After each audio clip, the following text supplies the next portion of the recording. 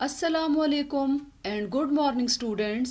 Welcome to Forward Public School e-learning class 4th, subject Islamiyat, chapter 4, Mirajun Nabi, part 1, reading and explanation.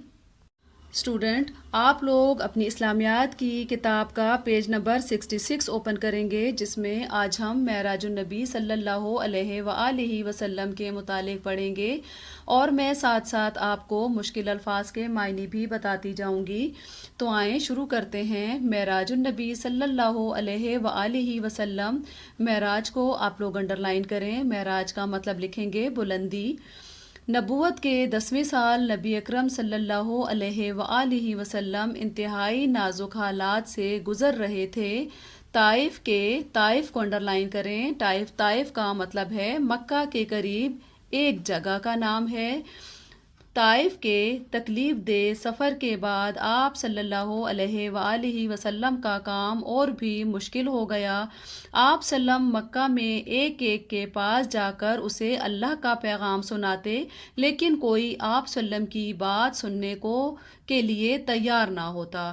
ابو جہل اور ابو لہب لوگوں کو بتاتے کہ یہ شخص دین سے پھر گیا ہے اور جھوٹ کہتا ہے۔ ایسے حالات میں معراج، ایک دفعہ پھر آپ لوگ معراج کو انڈر لائن کریں۔ معراج کا مطلب ہے بلندی۔ ایسے حالات میں معراج کا مشہور واقعہ پیش آیا۔ آئیں اب ہم اس کی ایکسپلینیشن کرتے ہیں۔ یہاں پر بیٹے ہمیں بتایا گیا ہے معراج بلندی پر چڑھنے کو کہتے ہیں۔ واقعہ معراج نبوت کے 10ویں سال رجب کی 27ویں رات کو پیش آیا۔ اس مبارک سفر کے 2 مرحلے تھے، ایک اسرا اور دوسرا معراج۔ اسرا یہ وہ مرحلہ ہے جس میں اللہ تعالیٰ آپ کو ایک ہی رات میں مسجد حرام سے مسجد اقصیٰ تک لے گیا، اور پھر ہے دوسرا مرحلہ معراج۔ معراج مسجد اقصیٰ سے آپ صلی اللہ علیہ وسلم کو اسی رات آسمانوں اور ان سے بھی اوپر کے سفر کے لیے لے جایا گیا۔ یہ وہ مشکل حالات تھے، یہ وہ مشکل دور تھا، ابتدائی اسلام کا دور تھا، جس میں حضور صلی اللہ علیہ وآلہ وسلم ہر شخص کے پاس جا کر اسے اللہ تعالیٰ کا پیغام سناتے کہ وہ اسلام کی طرف راغب ہو جائیں، لیکن کوئی ان کی بات سننے کو تیار نہ ہوتا۔ ان میں یہاں پر ہمیں 2 نام ابو جہل اور ابو لہب کا بتایا گیا ہے کہ یہ وہ 2 لوگ تھے جو اسلام کے دشمن تھے۔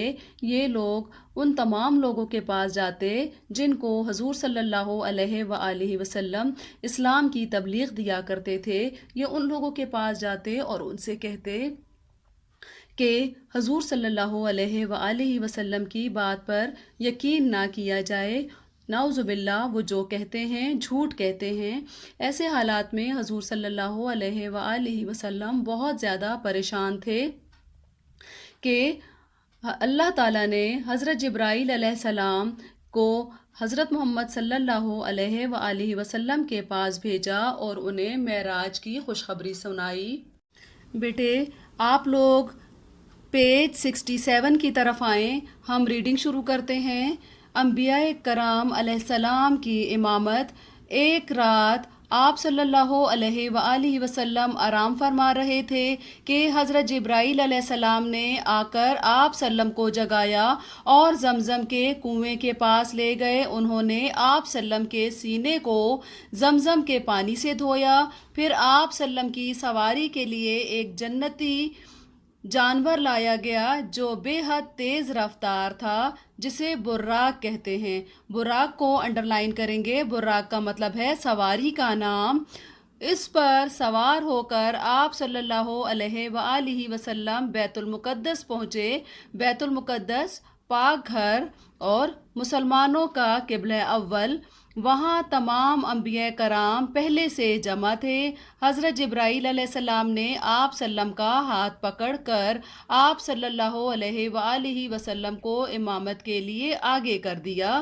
تمام انبیاء کرام نے آپ صلی اللہ علیہ وآلہ وسلم کی امامت میں نماز پڑھی۔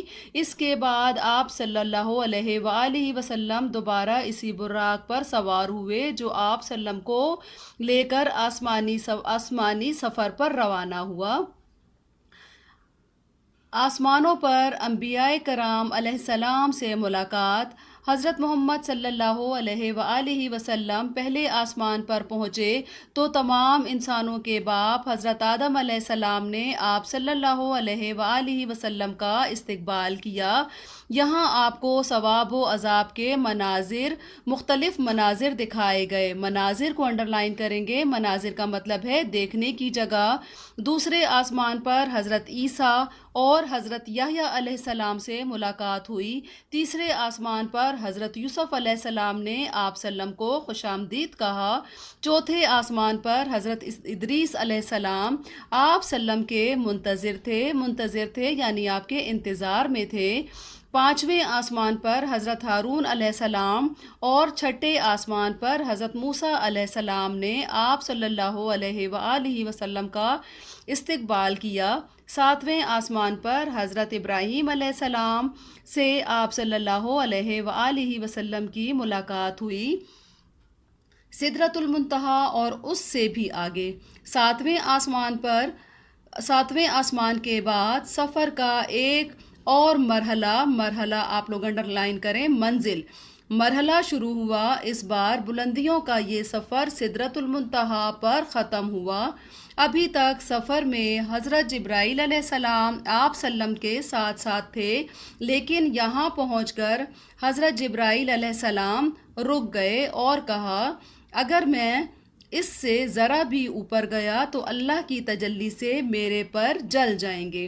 اس کی ایکسپلینیشن کی طرف آتے ہیں۔ بیٹے ہمیں یہاں پر بتایا جا رہا ہے کہ حضور صلی اللہ علیہ وآلہ وسلم ایک رات لیٹے ہوئے تھے کہ حضرت جبرائیل علیہ السلام تشریف لائے اور انہوں نے آپ کو جگایا، آپ کو زمزم کے کنویں کے پاس لے کے گئے، آپ کا سینہ چاک کیا اور آپ کے سینے سے دل اور باقی اعضاء نکال کے اس سینے کو زمزم کے پانی سے دھویا، اور پھر آپ کے لیے ایک جانور لایا گیا جو جنت سے لایا گیا تھا، جو بے حد تیز رفتار تھا، جس کا نام براق تھا۔ اس سواری پر سوار ہو کر آپ صلی اللہ علیہ وآلہ وسلم بیت المقدس پہنچے۔ جب آپ وہاں پہنچے تو آپ نے دیکھا کہ تمام انبیاء کرام وہاں پر پہلے سے موجود تھے جو آپ صلی اللہ علیہ وآلہ وسلم کا انتظار کر رہے تھے۔ پھر حضور صلی اللہ علیہ وآلہ وسلم نے آگے بڑھ کر تمام انبیاء کرام کو نماز کی امامت کروائی اور سب نے آپ کے پیچھے کھڑے ہو کر نماز پڑھی۔ اس کے بعد کہہ رہے ہیں کہ حضور صلی اللہ علیہ وآلہ وسلم پہلے آسمان پر پہنچے۔ اب یہاں پر آپ کو ساتوں آسمان کے بارے میں بتایا جا رہا ہے کہ ساتوں آسمان پر کون آپ کے انتظار میں موجود تھا۔ تو پہلے آسمان پر حضور صلی اللہ علیہ وآلہ وسلم پہنچے تو حضرت آدم علیہ السلام کو پایا۔ دوسرے آسمان پر حضرت عیسیٰ اور حضرت یحییٰ کو پایا۔ تیسرے آسمان پر حضرت یوسف علیہ السلام ان کو خوش آمدید کہا۔ چوتھے آسمان پر حضرت ادریس علیہ السلام آپ کے منتظر تھے۔ پانچویں آسمان پر حضرت ہارون علیہ السلام۔ چھٹے آسمان پر حضرت موسیٰ علیہ السلام نے آپ کا استقبال کیا، اور پھر ساتویں آسمان پر حضرت ابراہیم علیہ السلام نے آپ سے ملاقات کی۔ پھر اس کے بعد کہتے ہیں بیٹے یہ ساتوں آسمانوں کا ذکر ہو گیا، اور اس کے بعد یہاں پر کہا جا رہا ہے کہ ساتویں آسمان کے بعد آپ کا ایک نیا سلسلہ، ایک نیا مرحلہ شروع ہوا۔ اس بار کہہ رہے ہیں کہ جب حضور صلی اللہ علیہ وآلہ وسلم کے ساتھ حضرت جبرائیل علیہ السلام موجود تھے، لیکن جب وہ سدرۃ المنتہا پہ پہنچے تو حضرت جبرائیل علیہ السلام نے حضور صلی اللہ علیہ وآلہ وسلم سے کہا کہ میں اس سے آگے نہیں جا سکتا، بس میری حد یہیں تک تھی، اگر میں اس سے ذرا بھی آگے گیا تو اللہ کی تجلی یعنی نور سے، اللہ کے نور سے میرے پر جل جائیں گے، میں اس سے آگے نہیں جا سکتا، اس سے آگے کا تمام سفر آپ کو اکیلے ہی کرنا ہے۔ اسٹوڈنٹ آئیں پیج نمبر 28 کی پڑھائی شروع کرتے ہیں۔ یہاں سے آپ صلی اللہ علیہ وآلہ وسلم تنہا ایک نورانی سواری رف پر سوار ہو کر اوپر گئے اور اللہ تعالیٰ کی بارگاہ میں انتہائی قریب پہنچ گئے۔ اسی موقع پر اللہ تعالیٰ نے آپ سلم کو بہت سے احکام سے آگاہ فرمایا اور آپ سلم کو اپنی قدرت کاملہ کی بہت سی نشانیاں دکھائیں۔ اسی موقع پر مسلمانوں کے لیے 5 وقت کی نماز بھی فرض کی گئی جو کہ معراج کا خصوصی تحفہ ہے۔ اس کے بعد آپ سلم واپس زمین پر تشریف لے آئے۔ یہ واقعہ اللہ تعالیٰ کی قدرت کاملہ کو آپ لوگ انڈرلائن کریں گے، اس کا مطلب ہے پوری طاقت سے، اور آپ صلی اللہ علیہ وآلہ وسلم کے معجزات میں انتہائی اعلیٰ شان کا نمایاں معجزہ ہے۔ معجزہ حیران کر دینے والی چیز کو کہتے ہیں۔ صبح ہوئی تو آپ سلم نے اپنے صحابہ کے سامنے اس واقعے کا ذکر فرمایا۔ جلد ہی یہ بات سب لوگوں میں پھیل گئی۔ کفار نے آپ صلی اللہ علیہ وآلہ وسلم سے بہت سے سوال کیے اور آپ کا مذاق اڑایا اور کہا یہ سب جھوٹ ہے۔ اسی اسنا کو آپ لوگ انڈرلائن کریں، دیر۔ اسی اسنا میں کچھ لوگ حضرت ابوبکر صدیق کے پاس دوڑے گئے اور انہیں یہ سارا واقعہ سنایا۔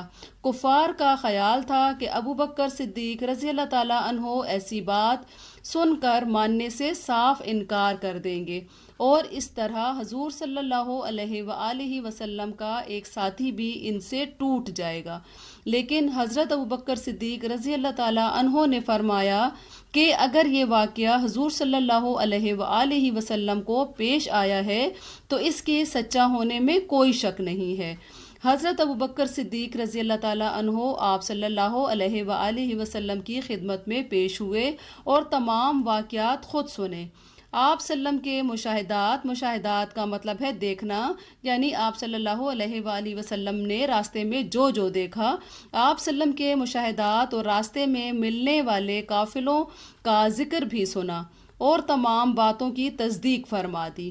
بعد میں جب وہ قافلے بھی وہاں پہنچے جن کے حالات آپ صلی اللہ علیہ وآلہ وسلم نے پہلے ہی سنا دیے تھے، تو آپ صلی اللہ علیہ وآلہ وسلم کی سب باتیں حرف بحرف سچ ثابت ہوئیں۔ حرف بحرف یعنی ایک ایک کر کے جو انہوں نے تمام باتیں بتائی تھیں وہ ساری سچ ثابت ہوئیں، اور کفار کو سخت شرمندگی کا سامنا کرنا پڑا، لیکن وہ اپنی پرانی ضد کا مطلب ہے ہٹ درمی، لیکن وہ اپنی پرانی ضد کی وجہ سے اس بار بھی ایمان نہ لائے۔ اسٹوڈنٹ آئیں اب ہم ایکسپلینیشن اسٹارٹ کرتے ہیں۔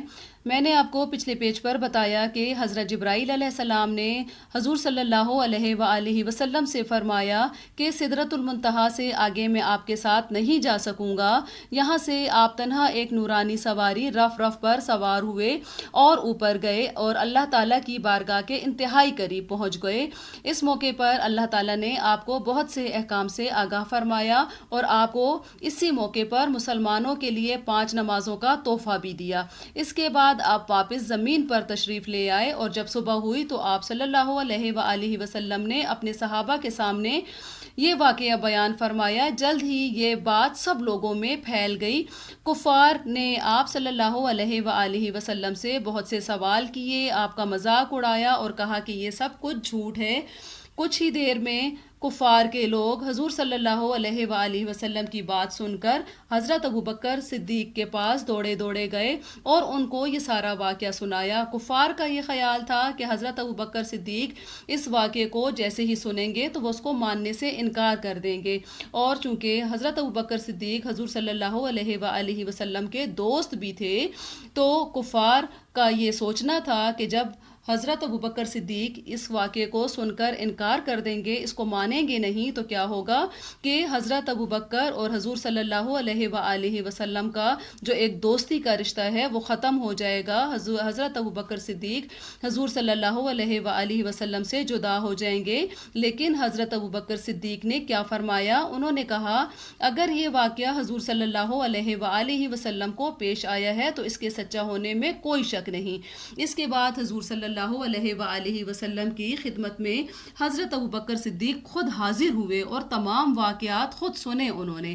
اس کے بعد بیٹے ہمیں یہاں پر بتایا جا رہا ہے کہ حضور صلی اللہ علیہ وآلہ وسلم کو راستے میں جو قافلے بھی ملے تھے آپ نے ان کے بارے میں بھی لوگوں کو بتایا تھا، اور جب وہ قافلے واپس آئے تو چونکہ پہلے ہی حضور صلی اللہ علیہ وآلہ وسلم ان کے بارے میں بتا چکے تھے، تو آپ کی یہ سب باتیں حرف بحرف سچ ثابت ہوئیں، یعنی وہ ایک ایک کر کے بالکل سچ ثابت ہوئیں۔ اب کفار کو سخت شرمندگی کا سامنا کرنا پڑا.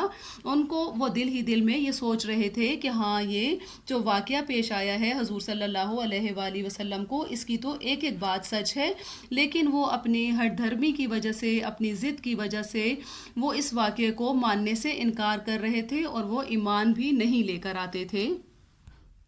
Student, this is the end of part 1 reading and explanation, and we will do written work in our next class. Thank you and Allah Hafiz. Stay home, stay safe.